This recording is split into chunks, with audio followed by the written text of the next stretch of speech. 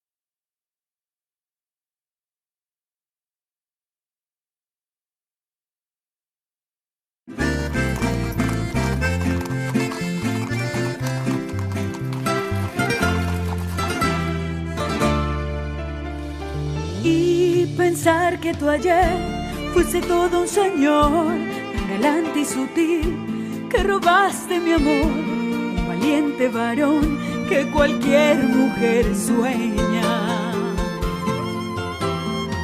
Y qué mágico fue, hasta dónde duró, hasta que esa mujer, quién sabe qué te dio, te volviste tan ruin, te burlaste de mí. Y ahora solo escucho cómo intentas ponerle las riendas.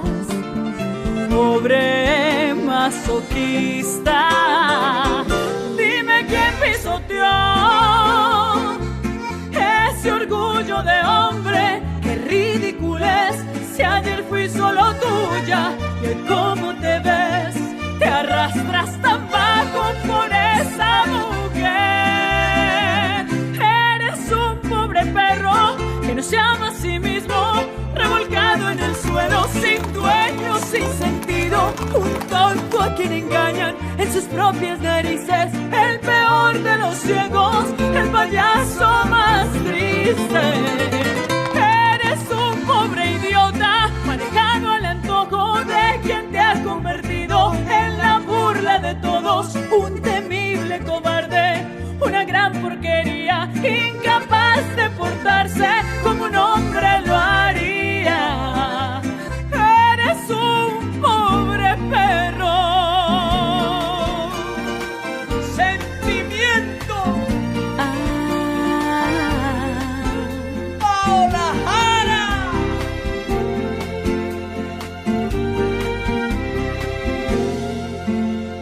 ¿Cómo has quedado solitario, sin un centavo? Y ella atrás de otros. Dime quién pisoteó ese orgullo de hombre. Qué ridículo es, si ayer fui solo tuya. Que cómo te ves, te arrastras tan bajo por esa mujer. Eres un pobre perro que no se ama a sí mismo, revolcado en el suelo, sin dueño, sin sentido. Un tonto a quien engañan en sus propias narices, el peor de los ciegos, el payaso más triste.